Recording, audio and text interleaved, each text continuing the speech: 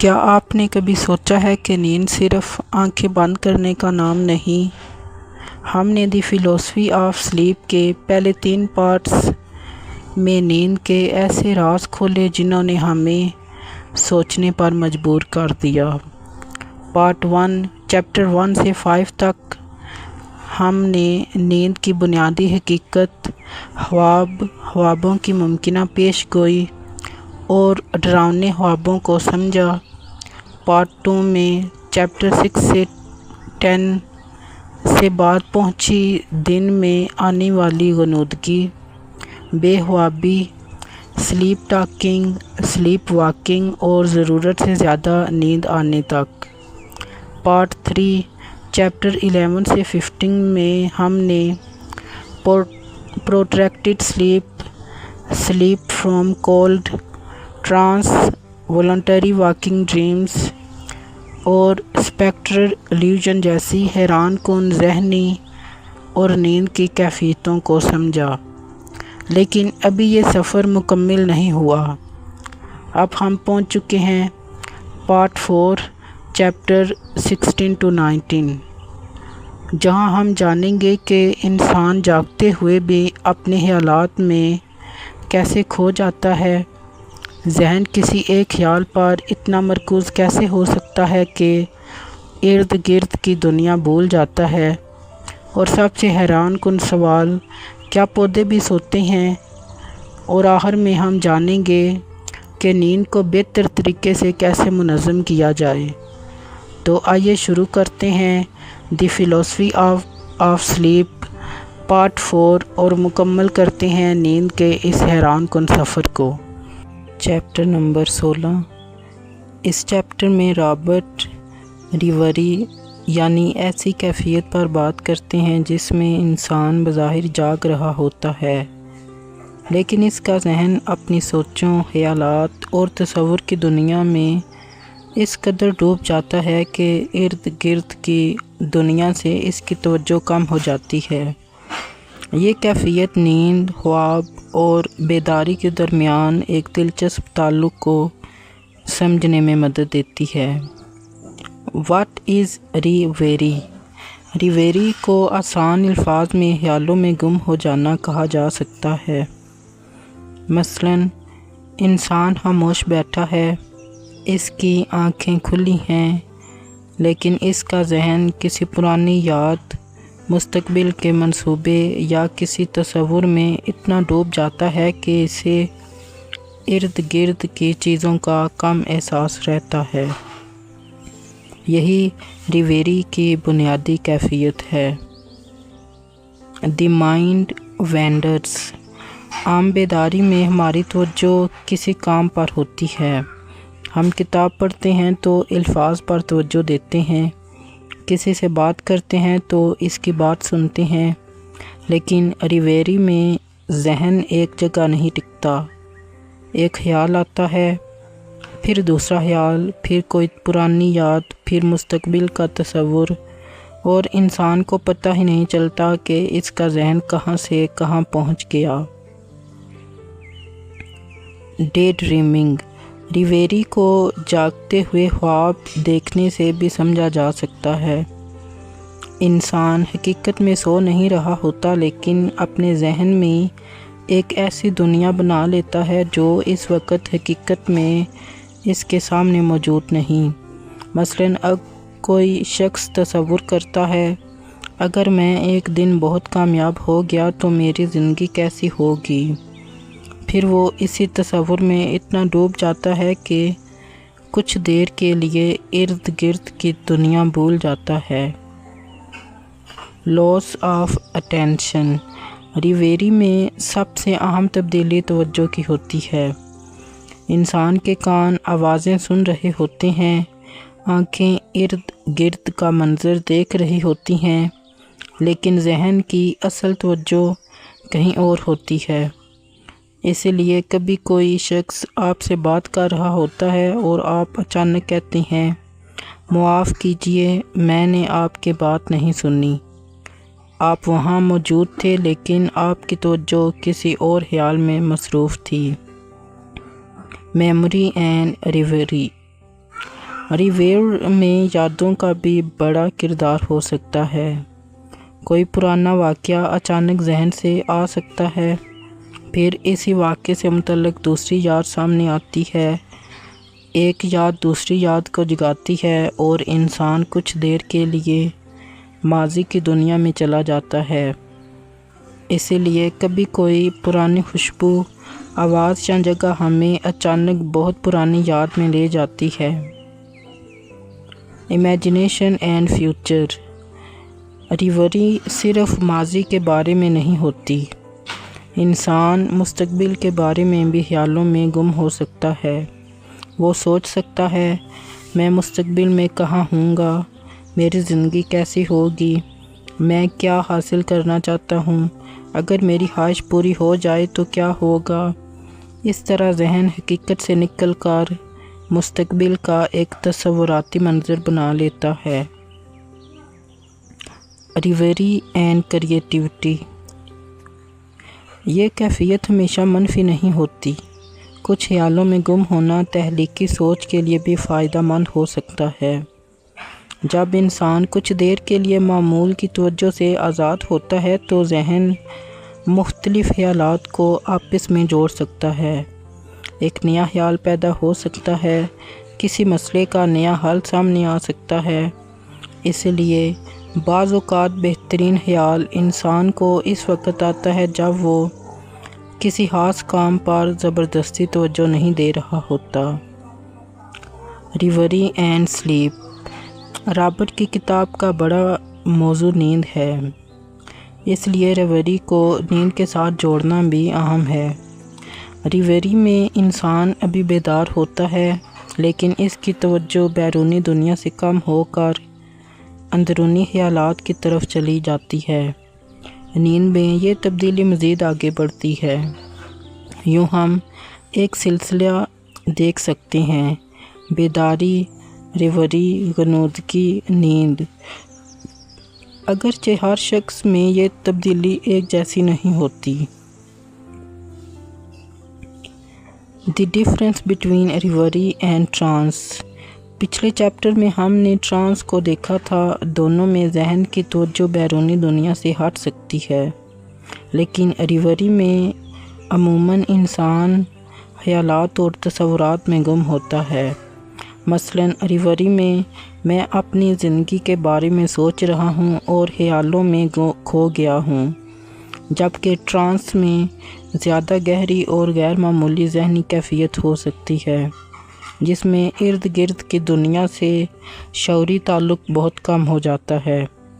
Chapter number 16 کا سب سے گہرا سوال یہ ہے کہ اگر ہمارا جسم ایک جگہ موجود ہو لیکن ہمارا ذہن کہیں اور ہو تو ہم حقیقت میں کہاں موجود ہیں؟ انسان صرف اپنے جسم کے ذریعے دنیا میں موجود نہیں ہوتا، اس کی ایک اندرونی دنیا بھی ہوتی ہے۔ یادیں، خواہشیں، خواب، منصوبے اور تصورات اس اندرونی دنیا کو بناتے ہیں۔ ریوری اسی اندرونی دنیا میں کچھ دیر کے لیے گم ہو جانے کا نام ہے۔ اب چلتے ہیں چیپٹر نمبر 17، ایبسٹریکشن۔ اس چیپٹر میں رابرٹ ایبسٹریکشن یعنی ذہنی یکسوئی یا بیرونی دنیا سے عارضی بے توجہی کے بارے میں بات کرتے ہیں۔ اہم بات یہ ہے کہ رابرٹ اسے ریوری سے الگ کیفیت قرار دیتے ہیں۔ ان کے مطابق ریوری میں ذہن ایک خیال سے دوسرے خیال کی طرف بہتا رہتا ہے، جبکہ ایبسٹریکشن میں انسان کی ذہنی توجہ ایک خاص نقطے پر بہت زیادہ مرکوز ہوتی ہے اور باقی چیزیں عارضی طور پر پس منظر میں چلی جاتی ہیں۔ What is abstraction? آسان الفاظ میں انسان کا ذہن کسی ایک چیز میں اتنا ڈوب جائے کہ اسے ارد گرد کی بہت سی چیزوں کا احساس ہی نہ رہے۔ مثلاً آپ کسی اہم مسئلے پر اتنی گہری سوچ میں ہوں کہ کوئی آپ کو آواز دے اور آپ نہ سنیں، ارد گرد کا شور آپ کی توجہ نہ توڑ سکے، آپ کو وقت گزرنے کا احساس کم ہو جائے، آپ کا ذہن صرف ایک ہی معاملے پر مرکوز رہے۔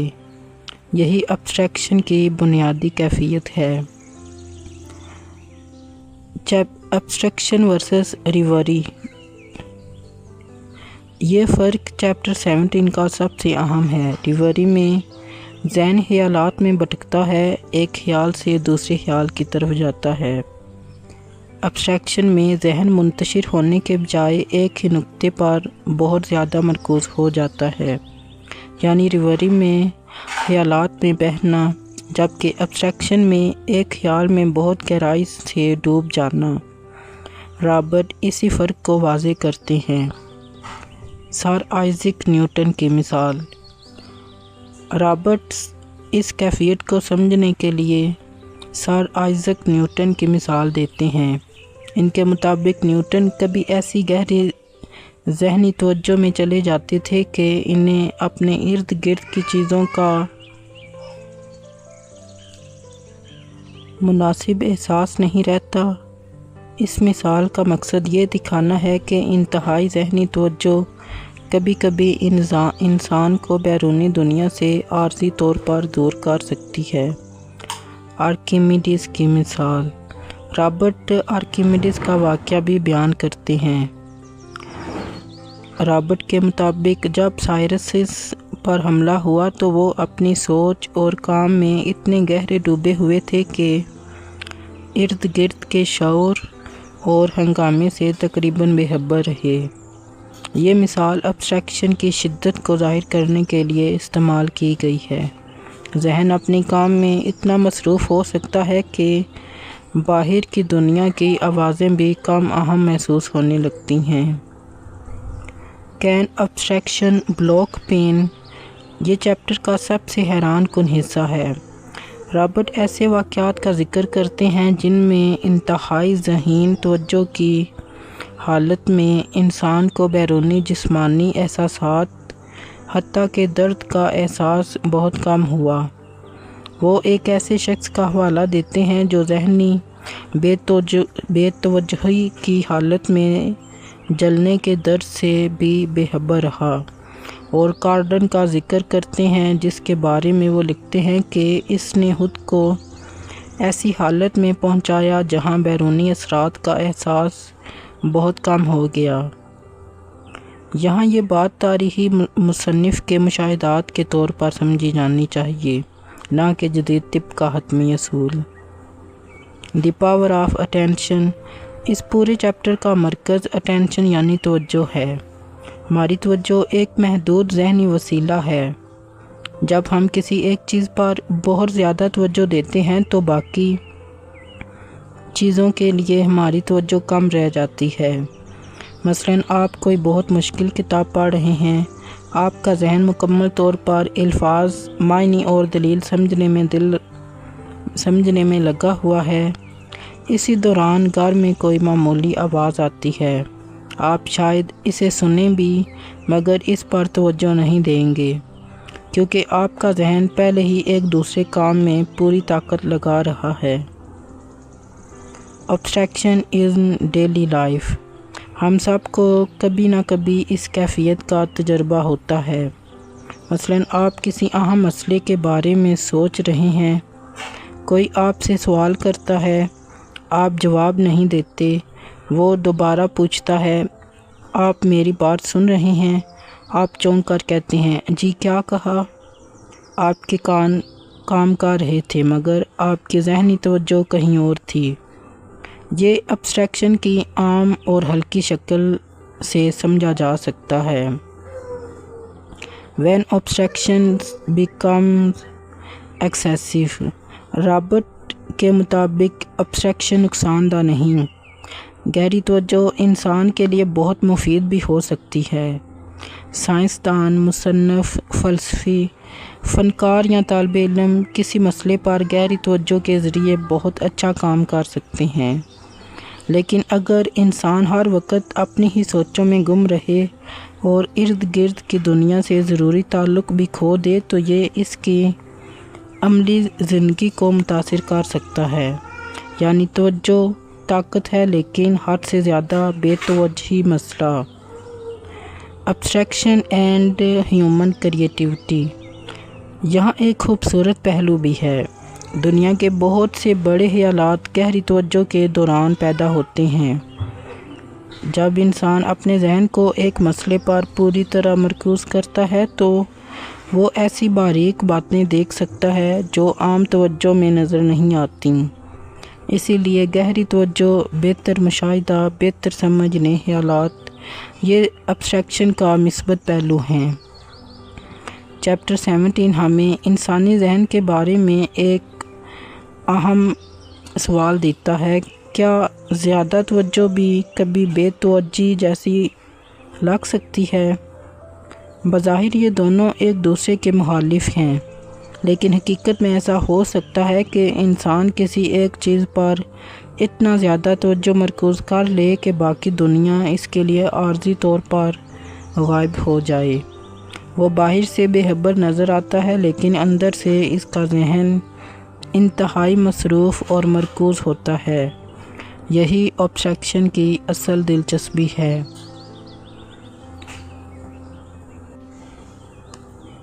چیپٹر 18 سلیپ آف پلانٹس، اس چیپٹر میں رابرٹ ایک بہت دلچسپ سوال اٹھاتے ہیں، کیا پودے بھی سوتے ہیں؟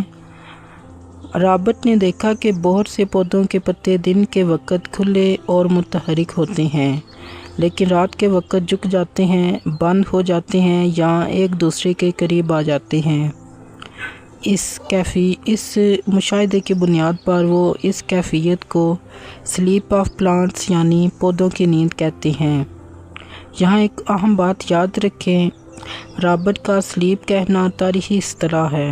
جدید حیاتیات میں پودوں کی یہ کیفیت انسان کی نیند کے برابر نہیں سمجھی جاتی، بلکہ اسے زیادہ تر روزانہ ہونے والی حیاتیاتی حرکات اور روشنی کے رد عمل سے سمجھا جاتا ہے۔ What is sleep of plants? Robert کے مشاہدے کے مطابق رات کے وقت بہت سے پودوں میں واضح تبدیلی آتی ہے۔ ان کے پتے جھک جاتے ہیں، پتے ایک دوسرے کے قریب یا بند ہو جاتے ہیں، پودا نسبتاً پرسکون حالت میں آ جاتا ہے، صبح روشنی آنے پر دوبارہ پتے پھیلنے لگتے ہیں۔ انہوں نے خاص طور پر ٹریفوئل، ٹمارنڈ اور ایگزالیس جیسے پودوں کی مثالیں دی ہیں۔ Why do plants change at night? Macnish کے دور میں اس تبدیلی کی مکمل وجہ معلوم نہیں تھی۔ وہ مختلف امکانات بیان کرتے ہیں، روشنی، درجہ حرارت اور ہوا میں نمی، لیکن وہ خاص طور پر لائٹ کو سب سے اہم اور متحرک قرار دیتے ہیں۔ ان کے مطابق لینیس کے مشاہدات سے یہ بات سامنے آئی کہ صرف گرمی کم ہونا اصل وجہ نہیں، روشنی کا ختم ہونا پودوں کے پتوں کے سکڑنے اور جھکنے میں اہم کردار ادا کرتا ہے۔ لائٹ از دی مین سٹیمولس، دن کے وقت روشنی پودے کے لیے ایک اہم اشارہ ہے۔ سورج نکلتا ہے، روشنی بڑھتی ہے، پتے اپنی پوزیشن بدلتے ہیں اور رات آتے ہی روشنی کم ہو جاتی ہے، پھر پودے کی حرکات بھی بدل جاتی ہیں۔ میگنیش اسی روزانہ کے چکر کو بیداری اور آرام سے تشبیہ دیتے ہیں۔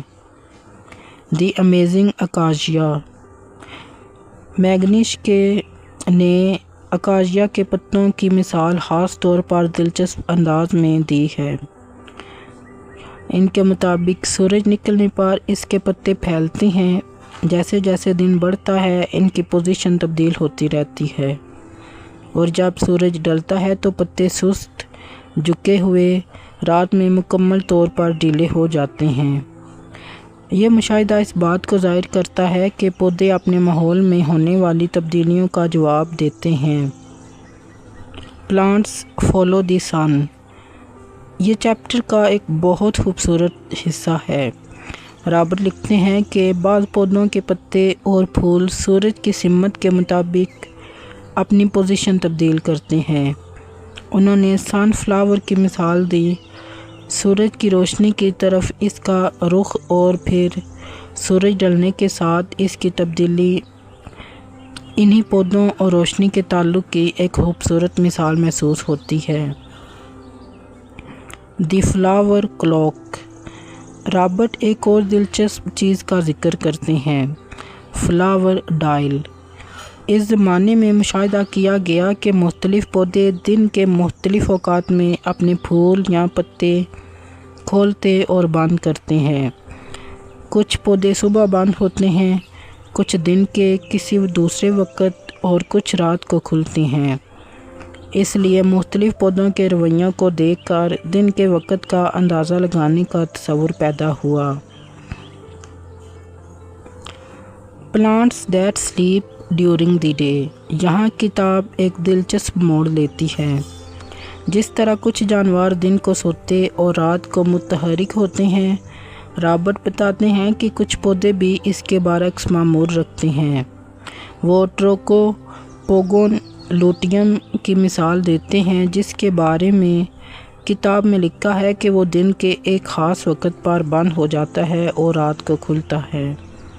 یعنی ہر پودا ایک ہی روزانہ ترتیب پر عمل نہیں کرتا۔ Night blooming plants. کچھ پودے رات کے وقت پھول کھولتے ہیں۔ میگنش نے نائٹ فلاورنگ سیریس کی مثال دی۔ یہ پودے ہمیں بتاتے ہیں کہ فطرت میں دن ہمیشہ سرگرمی اور رات ہمیشہ آرام کا اصول ہر پودے پر لاگو نہیں کرتی۔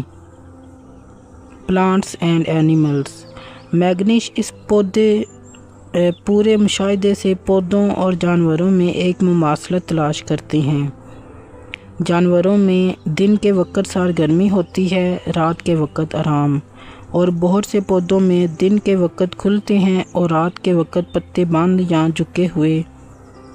یہ مماثلت انہیں اس خیال تک لے جاتی ہے کہ دونوں میں ماحول کے مطابق سرگرمی اور آرام کے ادوار پائے جاتے ہیں۔ لیکن یہاں ایک اہم فرق بھی ہے۔ پودوں میں انسانوں جیسا دماغ، شعوری تجربہ یا نیند کا وہ نظام موجود نہیں جسے ہم انسانی سلیپ کہتے ہیں۔ Plants and winter. رابرٹ صرف رات کی بات نہیں کرتے، وہ موسم سرما کا بھی ذکر کرتے ہیں۔ ان کے مطابق بہت سے پودے سردیوں میں ایسی حالت میں چلے جاتے ہیں جس میں ان کی سرگرمی بہت کم ہو جاتی ہے۔ وہ اسے جانوروں کی ہائبرنیشن سے تشبیہ دیتے ہیں۔ سردی میں پودوں کی سرگرمی کم ہو جاتی ہے، جبکہ گرمی اور روشنی آنے پر دوبارہ زندگی کی علامات نمایاں ہونے لگتی ہیں۔ اس چیپٹر کا سب سے خوبصورت سوال یہ ہے، کیا آرام صرف انسانوں اور جانوروں کی ضرورت ہے؟ میگنش کا مشاہدہ ہمیں فطرت کے ایک بڑے اصول کی طرف لے جاتا ہے۔ روشنی بدلتی ہے، ماحول بدلتا ہے، جانوروں کی سرگرمی بدلتی ہے۔ پودا انسان کی طرح سو نہیں رہا، لیکن اس کے جسم میں دن اور رات کے ساتھ باقاعدہ تبدیلیاں ضرور آتی ہیں۔ آج ہم جانتے ہیں کہ پودوں میں ایسے روزانہ حیاتیاتی چکر موجود ہوتے ہیں جنہیں سرکیڈین ریدمز کہا جاتا ہے۔ اس لیے میگنش کا پرانا مشاہدہ جدید حیاتیاتی تصور سے ایک دلچسپ تاریخی تعلق رکھتا ہے۔ چیپٹر 18 ہمیں صرف پودوں کے بارے میں نہیں بتاتا، یہ ہمیں سکھاتا ہے کہ فطرت میں خاموشی کا مطلب بے حرکتی نہیں ہوتا۔ رات کو پودا خاموش دکھائی دیتا ہے، اس کے پتے جھکے ہوئے ہیں، پھول بند ہیں، لیکن اس کے اندر حیاتیاتی عمل جاری رہتے ہیں۔ یعنی جو ہمیں باہر سے سکون یا خاموشی نظر آتی ہے، ضروری نہیں کہ اندر بھی مکمل خاموشی ہو۔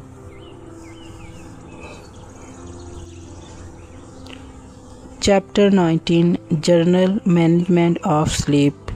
اس چیپٹر میں رابرٹ میگنش نیند کے بہتر انتظام کے بارے میں بات کرتے ہیں، یعنی انسان کو کب سونا چاہیے، کتنی نیند لینی چاہیے، اور ایسی کون سی عادات ہیں جو نیند کو صحت مند اور فائدہ مند بناتی ہیں۔ What is general management of slip? آسان الفاظ میں اس کا مطلب ہے نیند کو اپنی زندگی کے معمول کا ایک منظم حصہ بنانا۔ رابرٹ کے نزدیک نیند نہ تو ایسی چیز ہے جسے بالکل نظر انداز کیا جائے اور نہ ہی ایسی چیز جس میں انسان ضرورت سے زیادہ وقت گزار دے۔ اصل مقصد مناسب توازن ہے۔ The right amount of sleep. سب سے اہم سوال یہ ہے، انسان کو کتنی نیند چاہیے؟ رابرٹ کے مطابق انسان کے لیے نیند کی مقدار بالکل ایک جیسی نہیں ہو سکتی۔ عمر، جسمانی حالت، کام، عادات اور روزمرہ زندگی اس ضرورت کو بدل سکتی ہیں۔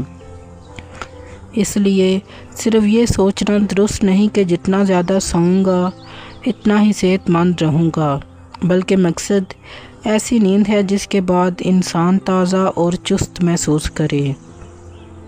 To little sleep. اگر انسان مسلسل اپنی ضرورت سے کم سوئے تو جسم اور ذہن کو مناسب آرام نہیں ملتا۔ اس کے نتیجے میں تھکن بڑھ سکتی ہے، توجہ کم ہو سکتی ہے، ذہنی کارکردگی متاثر ہو سکتی ہے، چڑچڑاپن پیدا ہو سکتا ہے، جسم کو آرام کا موقع کم مل سکتا ہے۔ یعنی نیند کو مسلسل قربان کرنا اچھی عادت نہیں۔ Too much slip. پچھلے چیپٹر پروٹریکٹڈ سلیپ میں ہم نے دیکھا تھا کہ بہت زیادہ نیند بھی مسئلہ بن سکتی ہے۔ میگنش کے خیال میں انسان کو اپنی ضرورت سے زیادہ سونے کی عادت نہیں ڈالنی چاہیے۔ بہت زیادہ سونا انسان کو سست، بھاری اور کم متحرک بنا سکتا ہے۔ اس لیے یہاں بھی وہی اصول سامنے آتا ہے، نہ بہت کم نہ بہت زیادہ، مناسب نیند۔ ریگولیرٹی۔ نیند کے انتظام میں ریگولیرٹی یعنی باقاعدگی بہت اہم ہے۔ اگر انسان ہر روز مختلف وقت پر سوئے اور جاگے تو اس کا معمول بے ترتیب ہو سکتا ہے۔ اس کے مقابلے میں ایک مستقل معمول جسم اور ذہن کے لیے زیادہ آسان ہوتا ہے۔ مثلاً مناسب وقت پر سونا، مناسب وقت پر جاگنا دن کا منظم آغاز ہے۔ Early rising. مصنف صبح جلد اٹھنے کو بھی اہم سمجھتے ہیں۔ صبح کا وقت انسان کو دن کے کاموں کے لیے زیادہ وقت فراہم کرتا ہے۔ اگر کوئی شخص رات دیر تک جاگتا رہے اور صبح دیر سے اٹھے تو اس کے زندگی کا بڑا حصہ نیند اور رات کی بیداری کے درمیان ضائع ہو سکتا ہے۔ اس لیے مصنف کے نزدیک صبح کا وقت قیمتی ہے۔ Exercise and sleep. جسمانی سرگرمی اور نیند کا تعلق بھی اہم ہے۔ دن کے وقت مناسب جسمانی سرگرمی انسان کو قدرتی تھکن دے سکتی ہے، جس کے بعد آرام اور نیند آسان ہو سکتی ہے۔ لیکن جسم کو مسلسل تھکا دینا بھی مقصد نہیں۔ اصل مقصد ہے دن میں مناسب سرگرمی، رات میں مناسب آرام۔ Food and sleep. خوراک بھی نیند کے ساتھ تعلق رکھتی ہے۔ بہت زیادہ کھانا جسم کو بھاری کر سکتا ہے، خاص طور پر زیادہ سونے سے پہلے بہت زیادہ کھانا آرام میں رکاوٹ بن سکتا ہے۔ اس لیے نیند کے بہتر انتظام میں خوراک کے معمول کو بھی اہم سمجھا جا سکتا ہے۔ دی سلیپنگ انوائرمنٹ۔ سونے کی جگہ بھی اہم ہے۔ ایک ایسا ماحول جہاں شور کم ہو، روشنی مناسب ہو، ہوا کا گزر ہو، درجہ حرارت آرام دہ ہو، انسان کے لیے زیادہ پرسکون نیند کا سبب بن سکتا ہے۔ یعنی صرف بستر کافی نہیں، ماحول بھی نیند کے تجربے کو متاثر کرتا ہے۔ مینٹل کامنس۔ نیند کے لیے صرف جسمانی تھکن کافی نہیں۔ اگر ذہن پریشانیوں، خوف اور مسلسل سوچ میں مصروف ہو تو جسم تھکا ہونے کے باوجود نیند مشکل ہو سکتی ہے۔ اس لیے چیپٹر نمبر 9 سلیپ لیس سے اس باب کا تعلق بہت واضح ہے۔ وہاں ہم نے دیکھا تھا کہ ذہن بے چینی نیند میں رکاوٹ بن سکتی ہے۔ یہاں اس کا حل منظم اور پرسکون معمول کی صورت میں سامنے آتا ہے۔ Sleep and daily routine. اچھی نیند صرف رات کا معاملہ نہیں، آپ پورا دن کیسے گزارتے ہیں اس کا اثر رات کی نیند پر بھی پڑ سکتا ہے، یعنی دن کا معمول، جسمانی سرگرمی، ذہنی حالت، رات کی نیند۔ اس لیے نیند کو بہتر بنانے کے لیے صرف رات کو بستر پر جانے کے وقت کو دیکھنا کافی نہیں۔ اس چیپٹر کا سب سے اہم سبق بیلنس ہے۔ انسان کو جاگنا بھی ہے، کام بھی کرنا ہے، آرام بھی کرنا ہے، سونا بھی ہے۔ زندگی کا مقصد صرف سوتے رہنا نہیں بلکہ مسلسل جاگتے رہنا بھی نہیں۔ اچھی زندگی کے لیے ضروری ہے کہ انسان بیداری اور آرام کے درمیان مناسب توازن قائم کرے۔